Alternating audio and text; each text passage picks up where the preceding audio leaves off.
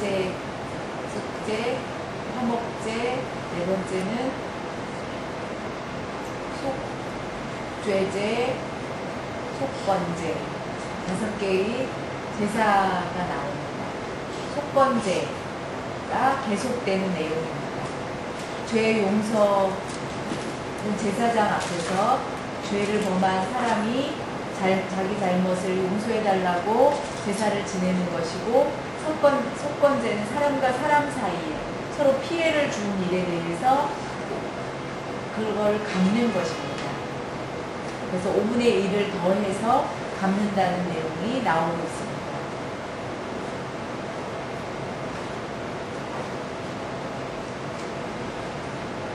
사람 사이에 사람에게 죄를 지은 것이 곧 하나님에게 죄를 지은 것과 똑같다는 것입니다. 하나님께 죄를 범한 것과 같다라는 내용입니다. 이 말 깊은 뜻을 보면 우리가 사람에게 함부로 대항하고 함부로 말하고 함부로 성내고 함부로 혈기 부리면 하나님께서 그것을 기억하신다는 것입니다. 하나님께 죄를 짓는 것과 같다는 것입니다.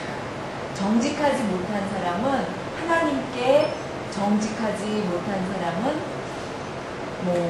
믿음 없고 또 거짓말하고 또 여러 가지 구체적으로 뭐가 있냐면 레위기서에 보면 하나님께 정직하지 못한 사람은 몇 가지가 있습니다.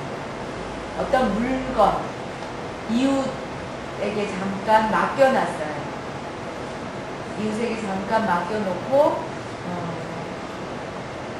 맡겨놨는데 이스라엘 사람들이 일하는 것 중에 양을 돌보는 일이 많이 있습니다. 그래서 멀리 갈 때에 양을 돌보기 위해서 양의 풀을 먹이기 위해서 멀리 가야 될 때 귀중품 같은 같은 것을 은행에 맡기면 좋은데 그 당시에는 은행이 없으니까 누구한테 믿을 만한 사람 누구에게 맡기겠습니까? 옛날에는 이웃밖에 없겠죠. 그러니까 이웃에게 맡겨요. 내가 잠깐 어디 갔다 오겠습니다 하고 이웃에게 맡겨요. 이웃이 맡았어요. 근데 보니까 물건이 탐스러운 거예요. 그러니까 훔쳐. 나 맡긴 적 없다. 너 나한테 맡긴 적 없다. 거짓된 행동을 하는 거예요. 원래는 내 거여서 맡겼는데 없어졌다는 거예요. 도둑이 들어와서 없어졌어. 그렇게 얼굴 두껍게 그렇게 할 수 있다는 거예요. 그럴 때 그 사람 마음에 상처를 주고 그 사이에 신뢰가 깨트려지고 그것이 곧 하나님과 사람 사이의 관계가 깨진 것과 똑같다는 거예요. 사람과 사람 사이의 관계가 깨진 것은 나로 인한 거라는 사실입니다. 우리가 교회를 다니면서 하나님 사이는 괜찮은데 사람 사이는 자꾸 깨지는 사람들이 있어요. 나는 하나님 앞에서는 열심히 있어. 나는 하나님을 잘 믿어. 그러면서 사람과 사람 사이는 깨지는 사람들이 있어요. 그 문제가 있다는 것입니다. 물건들을 사람에게 맡겼어요. 그래서 필요한 대로 자기 거를 이제 전당포처럼 그렇게 활용했습니다. 저당 잡혔어요. 쉽게 말하면 세탁기가 아주 좋은 게 있어요. 세탁기를 맡기고 세탁해달라고 말했습니다. 그리고 갔어요. 세탁소에 옷을 맡겼어요. 대림질을 싹 해놓고 갔는데 이 사람이 아직 올 날짜가 아니에요. 그러니까 자기가 옷을 입고 나갔어요. 세탁소에 맡겨놓은 옷을 주인도 아닌데 함부로 입고 나갔어요. 그게 죄가 된다는 거예요. 하나님 앞에 죄가 된다는 거예요. 사람 사이의 죄지만 사람 사이의 죄예요. 나는 하나님께는 범죄하지 않았어요 라고 변명할 수 없다는 사실입니다. 어떤 걸 수리해달라고 맡겼어요. 자동차를 수리해달라고 맡겼는데 그 자동차를 수리해가지고 자기가 마음대로 막 타고 다녀요. 그게 다 도둑질하는 거라는 거예요. 도둑질하는 거. 하나님 앞에 정직하지 못한 사람이라고 성경은 말해주고 있습니다. 강제로 뺏는 거. 너는 부자지 않느냐. 너는 부자인데 남에게 베풀어 주지도 않으니까 강제로 막 뺏어요. 거짓된 행위 그 모든 것을 하나님 앞에 정직하지 못한 것이라고 보고 있습니다.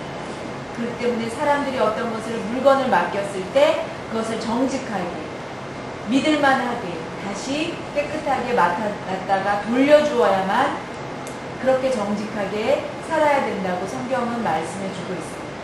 오늘 성경 말씀을 보면 난 아니에요, 난 그런 적 없어요 라고 하다가 들키는 사람들이 있습니다.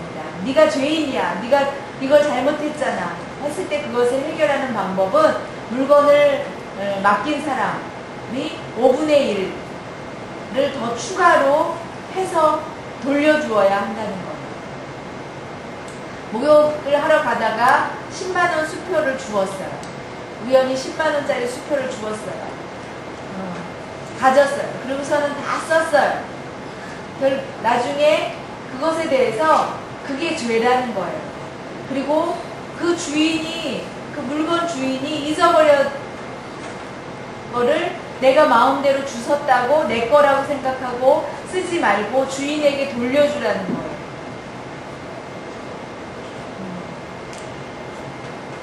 주인이 그래서 집안에 잘 이렇게 보관해 놨다가 누군가 찾는 사람이 있으면 그것을 그대로 정직하게 돌려주어야 그렇게 안전한 사회가 될 수 있어요.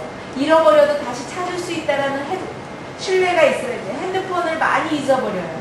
그렇죠? 핸드폰 잊어버려도 할 수 없다. 그러고서는 다시 사요. 참 부자들 많아요. 물건에 대해서 그 가치에 대해서 가볍게 생각해요.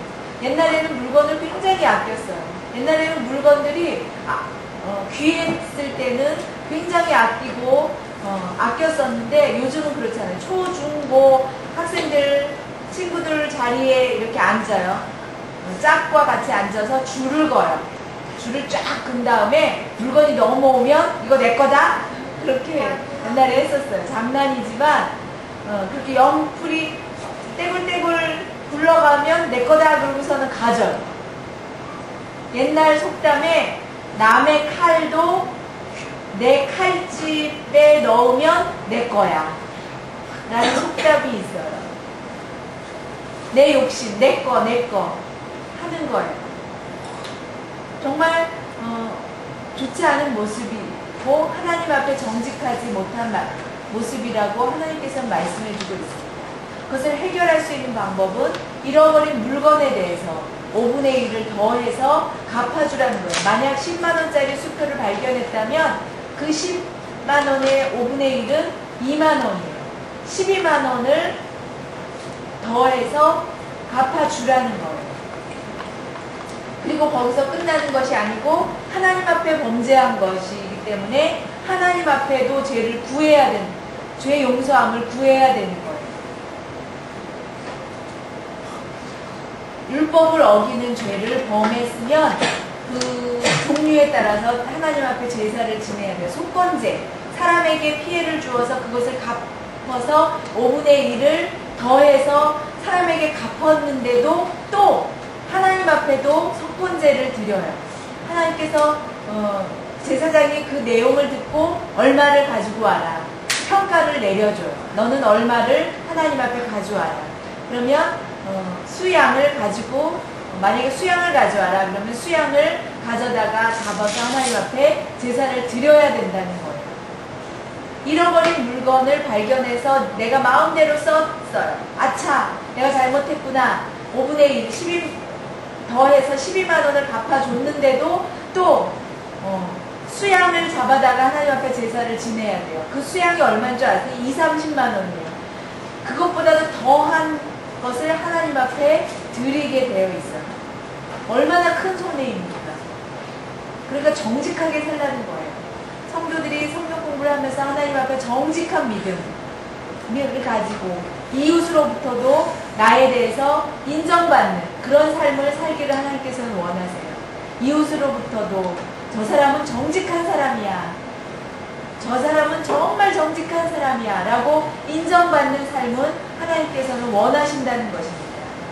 우리가 정직한 사람이라고 인정받는 삶을 한순간에 되어지는 것이 아니에요.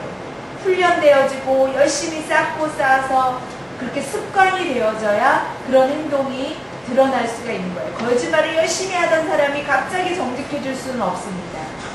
욕을 막 하던 사람이 갑자기 친절해질 수는 없습니다. 부지런히 그렇게 살아야 돼요. 성실하게 그렇게 훈련받아야 돼요. 어떤 낯선 사람을 만났어요. 그 사람 처음부터 믿음 주지 않아요. 시간이 흘러서 이 사람과 지내보면서 아, 이 사람 성격이 어떻구나 알아가게 되어 있어요. 요즘 텔레비전에 보니까 초등학교 동창, 친구들을 만나는 초등학교 동창을 알아보는 프로그램이 있는 것을 봤어요. 친구야 반갑다. 저 사람이 내 초등학교 동창이 맞나? 친구야 악수를 했는데 반갑다 하면 초등학교 동창이에요. 어떤 친구가 막 나와요. 학생 때, 초등학교 때 행동이 너 뭐였었잖아. 막 얘기를 해요. 그러면 이제 막 들키는 거예요. 옛날 다 알아요. 초등학교 때 어떤 행동이었는지 다 알아요. 내 행동에 대해서. 그 행동에 대해서 다른 사람이 어떻게 다른 사람에게 내 행동이 어떻게 보여질지를 신경 써야 된다는 거예요. 만약에 내가 그 사람을 미워하고 내가 그 사람에게 차갑게 되었다면 그 사람부터 나는 인정받지 못해요. 그리고 그 사람에게 내가 차갑게 되었다면 그것이 나에게 다시 돌아와요. 다른 사람들이 나에게 차갑게 대하게 되어 있어요. 그렇기 때문에 다른 사람에게 친절을 베풀면 그 친절은 나에게 돌아오게 되어 있습니다. 하나님을 정직하게 성실하게 대하면 섬기면 이웃에게 대해서도 성실하게 또 정직하게 대하라고 하나님께서는 말씀해주고 있는 거예요. 어떤 실수를 범하였고 죄를 지었다면 그 사람의 마음을 아프게 하고 실수해서 그 사람을 괴롭혔다면 그것에 대해서 고백하고 용서를 구한 다음에 그것에서 끝나는 것이 아니고 하나님 앞에 용서함을 구해야 해요. 하나님 제가 잘못했습니다. 제가 다른 사람에게 피해를 주었어요. 그 사람을 괴롭혔습니다.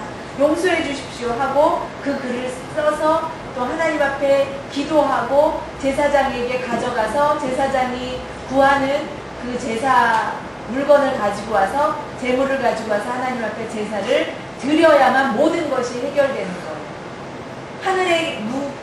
하늘에서 묶으면 땅에서도 묶이리라. 하늘에서 풀면 땅에서도 풀리리라. 예수님께서 그렇게 말씀하셨습니다. 하늘에서 내가 풀리지 않은 것이 있다면 우리가 살아가면서 땅에서도 그 복된 일이 안 돼요. 우리는 매이게 되어 있습니다. 풀려지지가 않아요. 하나님과 먼저 아담의 아들 가인이 아벨을 죽였습니다. 그 피값이 땅에서 그 아벨의 울부짖음이 있었어요. 가인은 그래서 그 다음부터 땅을 파서 아무리 곡식을 열매를 맺으려고 해도 가시덩굴을 내어서 땅에서 곡식을 얻을 수가 없었습니다. 장사를 하고 싶어도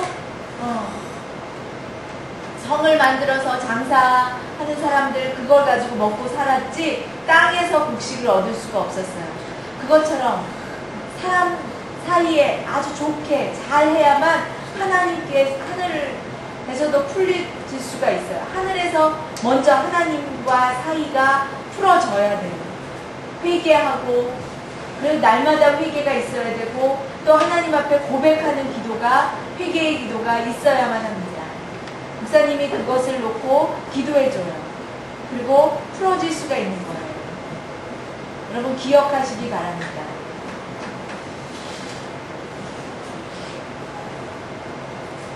게오와 같이 예수님을 만나기 전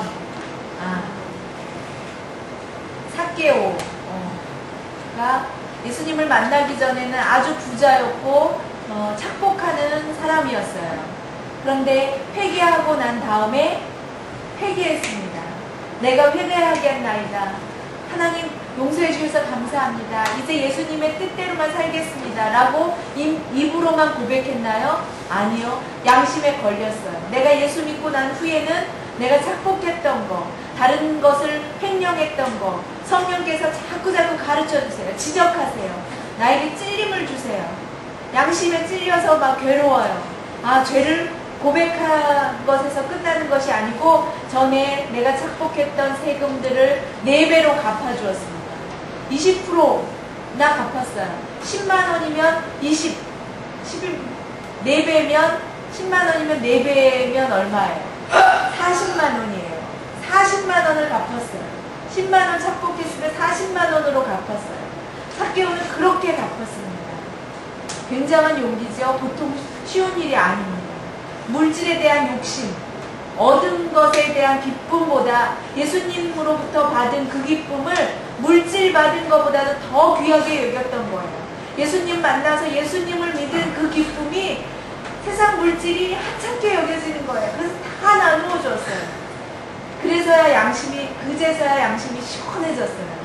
그것처럼 여러분들이 이웃의 것을 빌린 적이 있습니까? 그랬다가 잊어버린 것이 있습니까? 또 여자들 그릇 빌려오죠. 그리고서는 그릇들 안 돌려줘요. 남자들 100만 원 빌렸다가 안 돌려줘요. 뭐 빌리면 반드시 갚아야 돼요. 그냥 괜찮아, 뭐 할 수 없지 뭐. 안 돼요. 여러분 죽기 전에 그것이 생각날 거예요. 소크라테스가 죽기 전에 제자들에게 말했대요. 전에 이웃에게 닭을 빌린 적이 있다. 갚지를 못했다. 대신 갚아달라고 그렇게 유언했대요. 그제서야 시원했대요. 그것을 보면서 우리가 살아있는 동안에는 몰라요. 죽음이 가까우면 과거가 생각이 나요. 내가 갚지 못한 것이 생각이 나요. 천국에 가기 전에 하나도, 한 홀이라도 갚지 않은 것이 있다면 안 된다. 완전하게 갚아야만 시원하게 천국을 갈 수 있다라고 그렇게 말씀해주고 있는 것입니다. 여러분들이 생각날 때마다 내가 갚지 못한 것이 무엇일까? 남에게 빌렸는데 갚지 못한 게 뭐지? 생각나신다면 여러분 기도하시기 바랍니다. 생각나게 해달라고. 회개할 기도할 때에 하나님께서 내가 잘못한 것을 깨닫게 해주시고, 아 그거였구나 깨닫게 해주시고 정리케 해주시고 갚게 하십니다. 그리고 하나님으로부터 용서함을 받을 수 있는 여러분 되시기를 바랍니다.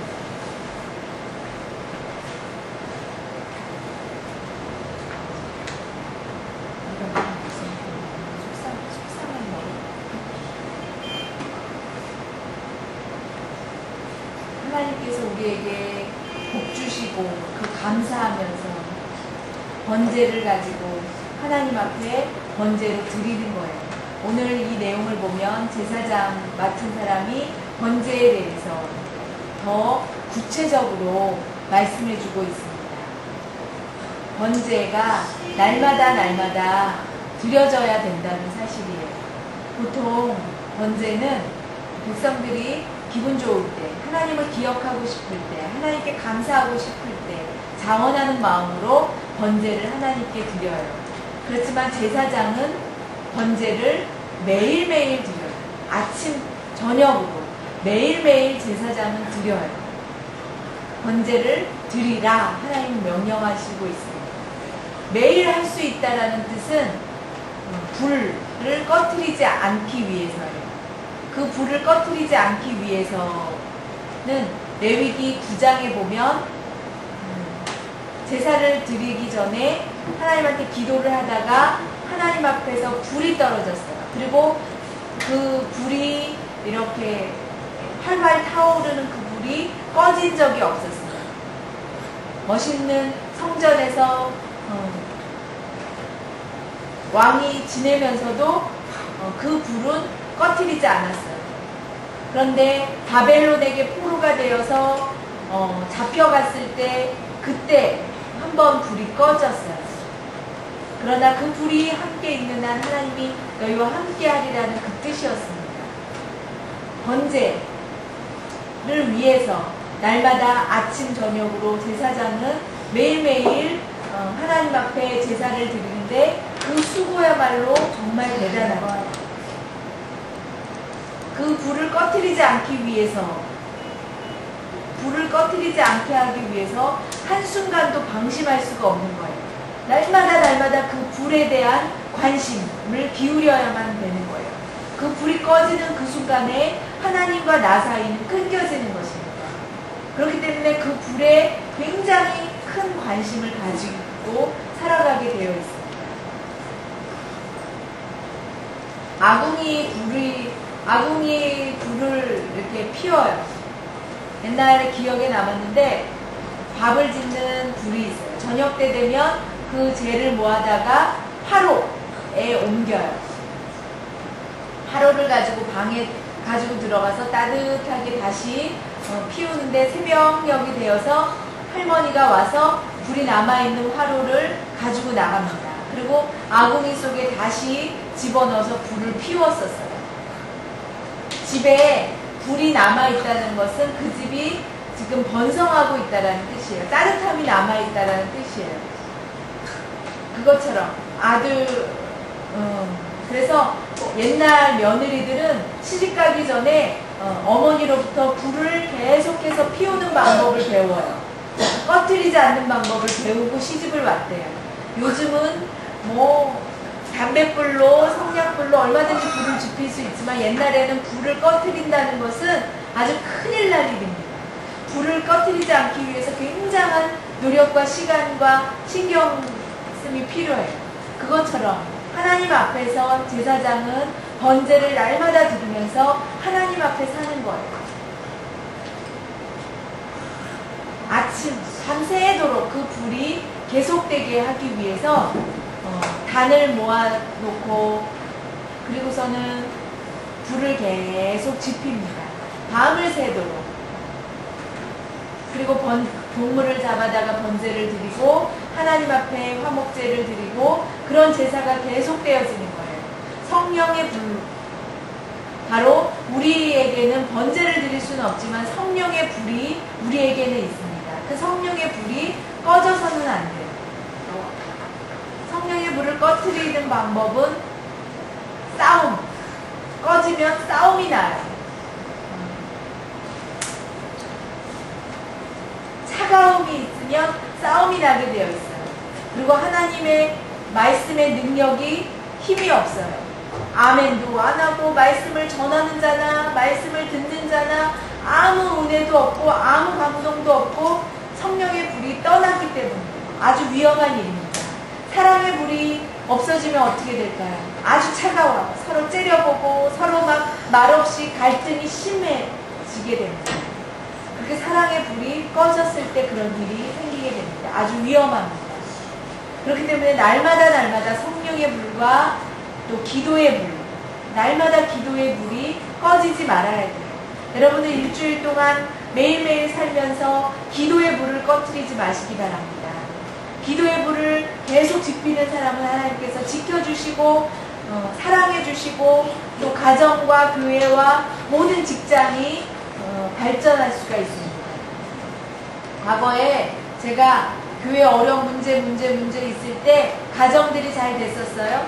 가정이 잘 살았습니까? 아주 힘들었어요. 어려운 빚에다가 망하고 문제 가진 문제들이 다 생겼었어요. 교회 상관없어. 우리 가정만 잘 먹고 잘 살면 돼. 가정이 잘 먹고 잘 살면 돼. 아무 문제 없으면 돼. 그러나 그렇게 가정만 신경 쓰면 그 가정에 사랑이 없게 돼요. 그 사랑의 불은 교회에서 지펴져요. 또 목사님 설교가 뜨겁게 날마다 뜨겁게 은혜를 끼치기 위해서는 성도들의 기도가 있어야만 해요. 하나님 말씀을 들어도 아무 감동이 없고 그냥 지식뿐인 말씀을 그냥 듣고 끝나서는 안 됩니다. 여러분 목사님의 말씀에 은혜를 더해달라고 그래서 귀한 그릇으로 하나님 그 은혜를 쏟아부어 달라고 기도하시기 바랍니다. 그 은혜를 나도 받게 해달라고 기도하시기 바랍니다. 그리고 두 번째 성령의 불. 그 불 뒷정리가 필요해요. 뒷정리. 번제를 드리고 난 다음에 항상 재가 남아있어요.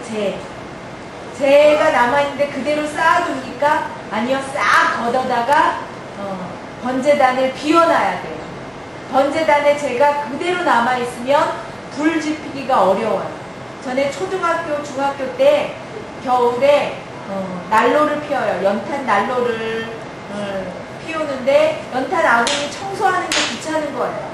근데 자꾸 추워요. 불은 뜨거운데 추워요. 까만 숯을 갖다가 집어넣어도 불이 잘 피어나지 않아요. 왜 그럴까 열어봤더니 재가 가득 차 있는 거예요. 재가. 그래서 치워! 그래, 어머니가 그러셔서 재를 다 털어내고 난 다음에 불을 피우니까 공기가 확 통하니까 불이 얼마나 잘 타는지 몰라요. 그것처럼 제사장이 번제단을 반드시 세마포 옷을 입고 허리띠를 메고 번제단이 아주 커요. 계단 위로 올라가야 돼요. 밑에서 보는 밑에서 바람이 불면 그 치마가 이렇게 들쳐지기 때문에 허리를 잘 동여야 돼요. 그리고 재를 갖다 버리고 난 다음에는 옷을 갈아입습니다. 깨끗한 옷으로 갈아입고 밖에 나가서 그 옷을 입고 재를 버리고 들어와야 돼요. 왜? 하나님께 제사를 드릴 때 그 옷은 밖에 나가는 때 사람들이 보고 보여지는 부분이기 때문에 굉장히 주의할 필요가 있어요. 보게 되면 죄를 범하게 돼요. 백성들이 죄를 범하기가 쉬웠어요. 유혹과 게으름과 여러 가지 위험한 죄들이 많았어요. 그렇기 때문에 거룩한 옷을 입고 제사장은 거룩한 옷을 입고 백성들의 죄를 보지 않고 거룩하게 그렇게 제사장들은 살게 하였습니다. 그리고 예배가 다 끝난 다음에 제사가 다 끝난 다음에 뒷정리가 필요해요. 그냥 아무렇게나 하고 가서는 안 돼요. 특별히 아동부실을 가서 보면 6.25 전쟁 터졌다가 뻥뻥뻥 폭탄 터진 것처럼 그렇게 엉망진창이 되어 있어요. 그래서 막 청소하는 분들이 있어요. 한기웅 집사님이 굉장히 수고가 많아요. 한기웅 집사님이 관리부를 맡고 난 후부터는 얼마나 교회가 깨끗하고 정리가 되어 있는지 몰라요. 정리하라고 해도 잘 정리하지 않는 사람들이 있는데 그렇게 신경 써서 정리를 해주셨어요. 그러니까 교회를 잘 정리하고 뒷정리까지 잘하고 그런 다음에 교회 집으로 돌아가야 돼요. 그래야 다음 예배 때 왔을 때 깨끗한 모습을 볼 수가 있어요. 정리되어지지 않고 청소하지 않고 그냥 갔다가 다음에 예배 때 오면 더럽죠. 시원하지가 않아요. 설교를 위해서 제가 교회를 와요. 그래서 선풍기 저는 좀 왔을 때 예배 그런 모습 그런 게 준비되어 있지 않으면 좀 신경질이 납니다. 누군가 미리미리 준비해서 미리미리 예배를 드릴 수 있는 준비를 해주면 좋을 것 같아요. 평화로운 것을 봐야 평화로워집니다. 마음이. 더러운 것을 보면 자꾸 우리 마음이 더러워져요. 시원하지가 않아요. 과거에 옛날에 저희 교회에 권청인 교회 보면 야 깨끗해야 돼. 저리 가. 더러우면 안 돼. 여기 올라가면 안 돼. 더러우면 안 돼. 이러면서 맨날 이렇게 깨끗하게 하신 분이 있었어요. 깨끗해야 깨끗한 마음으로 평화롭게 예배를 드릴 수 있는 거예요. 집사 맡으신 분들은 날마다 하나님 앞에 나와서 예배 드리고 또 깨끗하게 교회와 안팎을 청소하고 관리할 필요가 있어요. 정장복 교수님이라는 분이 있어요. 공부가 다 끝난 다음에 돌아갈 때 그 교수님을 보면 나쁜지 좋은지 비판하는 거예요. 공부가 다 끝난 다음에 그냥 가는 친구가 있어요. 자기 책상 자리를 정리하지 않고 그대로 흐트려 놓고 가는 학생들이 있고 또 깨끗이 자기 주변 정리를 하고 가는 학생이 있어요. 그 교수님 말이 옛날에 자기 제자들 가르쳐 사람들을 보니까 다 공부 끝난 다음에 깨끗하게 정리했던 그 신학생들은 다 성공해서 아주 아름다운 목회를 하는데 뒷정리를 제대로 못한 제자들은 가만히 보니까 제대로 목회를 잘 하지 못하였다는 사실이에요. 100%는 아니겠지만 정말입니다. 자기 주변 정리를 잘 하는 사람이 정말 필요해요. 그리고 밥 먹고 난 다음에 의자를 잘 집어넣고 밥 먹고 난 다음에 자기의 그릇을 싱크대에 잘 갖다 놓고 그런 바른 훈련들이 필요해요. 먹고 나서 그냥 흔들어 놓고 의자도 안 집어넣고 먹은 채로 그냥 내버려 두고 그것이 습관이 되면 안 좋습니다. 여러분 자녀들에게 좋은 것을 가르치시기 바랍니다. 자녀들에게 좋은 습관을 가르치시기 바랍니다. 그런 좋은 습관은 나중에 커서 자녀들이 사회에 나가서도 바른 사회인으로 살아갈 수 있게 되는 원동력이 됩니다. 주변 정리를 잘하고 뒷정리를 잘하는 성도들이 되어서 믿음 생활할 때에도 내가 앞으로 어떻게 살아가는지 앞만 바라보는 것도 중요하지만 뒷정리를 잘하면서 주변 정리를 잘하면서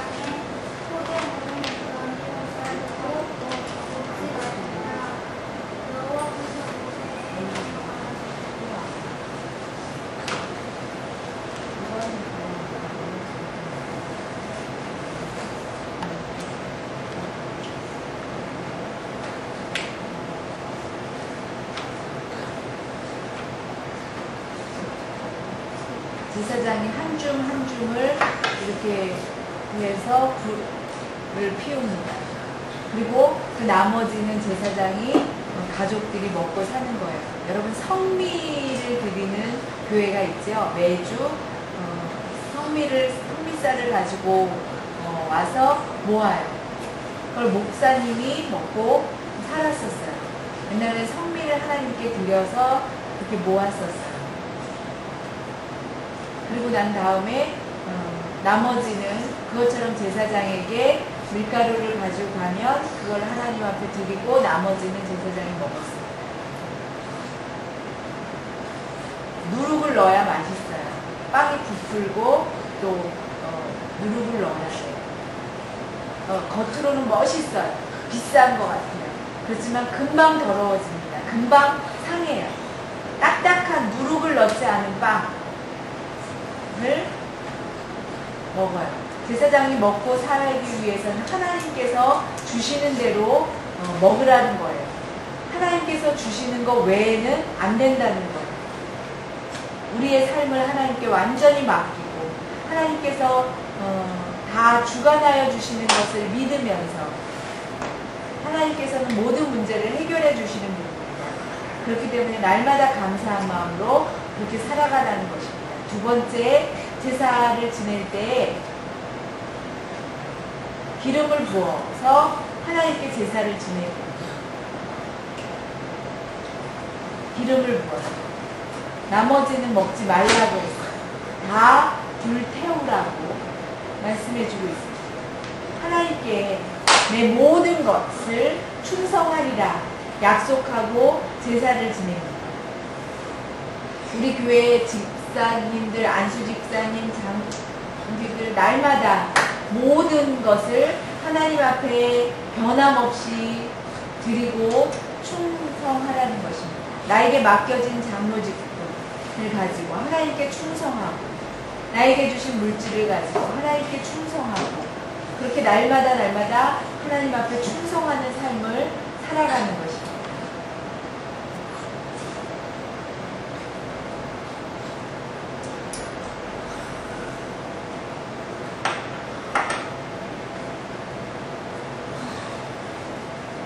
하나님과의 교제, 제사장이 먹고 사는 때 하나님과의 교제가 잘 돼야 백성들도 편안하게 살 수가 있었어요.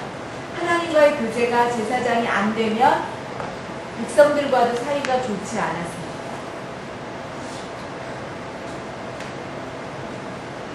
기름을 부은 사람, 안수받은 사람들과 날마다 좋은 아름다운 교제를 주의 종과 아름다운 관계를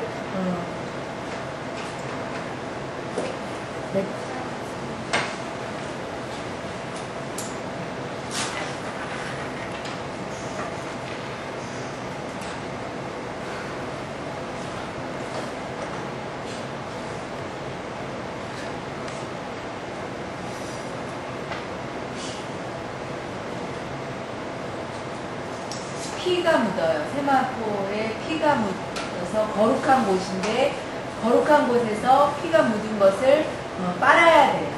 그러나 밖에 나가서는 안 돼요. 거룩한 곳에서 날마다 의복을 깨끗이 빨라는 거예요. 그것이 규칙이고 아주 엄격한 법이었습니다. 그렇게 자기의 옷을 빨듯이 하나님을 날마다 섬기는 마음이 날마다 그렇게 충성스러워야 된다는 것입니다. 여러분이 시간이 있어요. 11시에 우리가 예배 시작해요. 미리미리 와서 하나님 앞에 기도하고 준비하는 그런 자세가 필요합니다.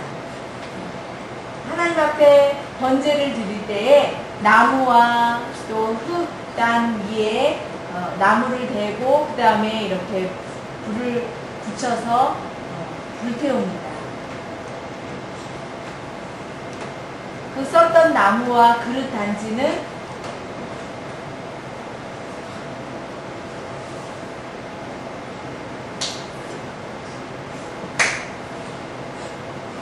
난 후에는 구멍이 나요.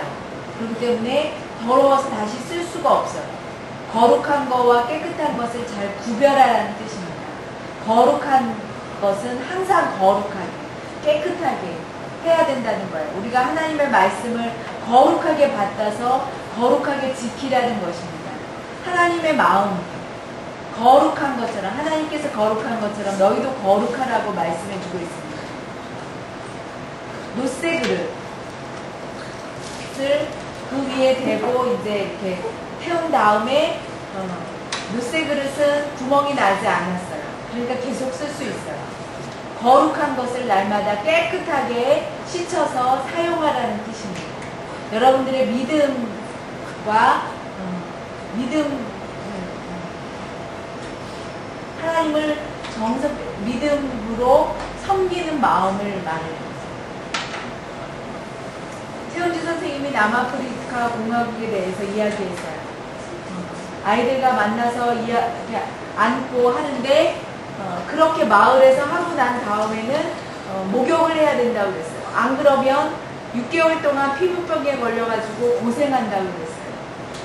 죄가 묻어요. 우리가 세상에 살아가면서 6일 동안 세상 사람들과 직장에서 얼마나 많은 죄가 묻는지 몰라요. 그렇기 때문에 그 죄를 주님 앞에 와가지고 깨끗이 씻어야 돼요. 날마다 그런 씻음이 필요합니다. 지혜가 필요합니다. 오늘과 같이 하나님의 말씀을 이렇게 드렸습니다. 하나님은 정직하신 분입니다. 이웃에게도 그런 신뢰를 받고 정직한 삶을 살아갈 수 있기를 바랍니다. 하나님께 드려지는 예물들을 아주 잘 순종된 마음으로 하나님 앞에 드려져야 될 줄 압니다.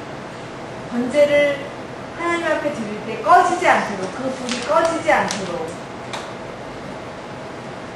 말씀의 불, 사랑의 불, 성령의 불이 우리 안에서 꺼지지 않도록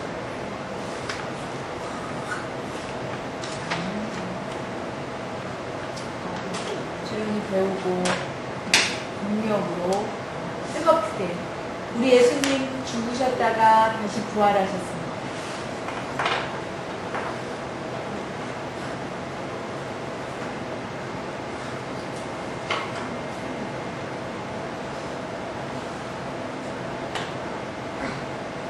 예수님께서 부활하신 다음에 제자들과 함께 걸어가다가 엠마오로 걸어가다가 기도하고 난 다음에 그렇게 예수님을 알아봤습니다. 우리의 마음에 뜨거움이 있어야 돼요.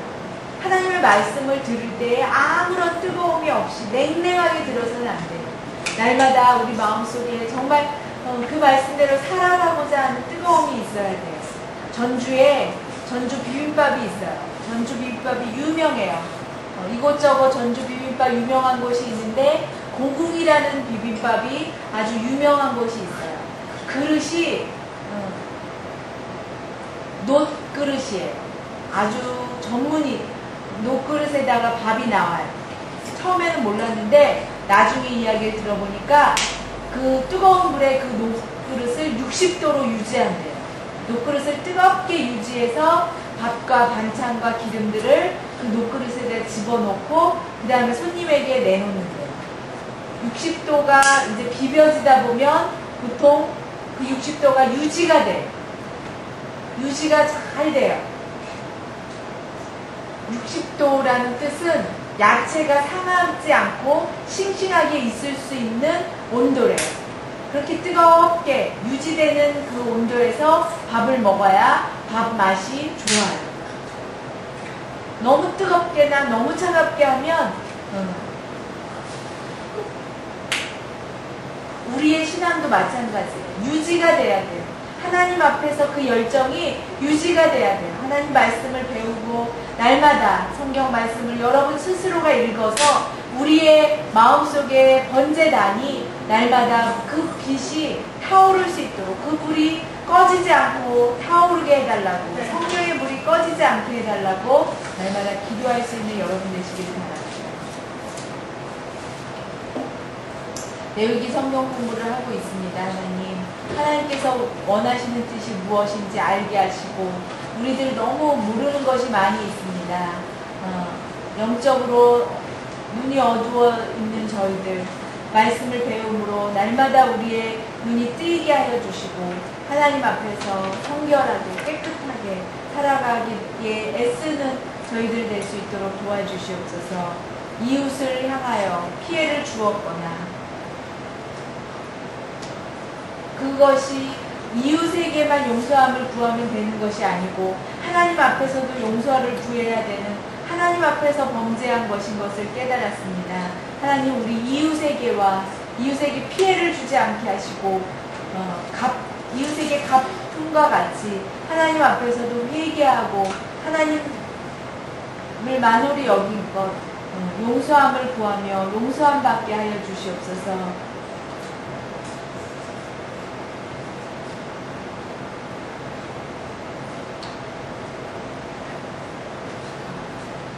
사랑의 불이 성령의 불이 날마다 끊이지 않게 타오르게 하여 주시옵소서.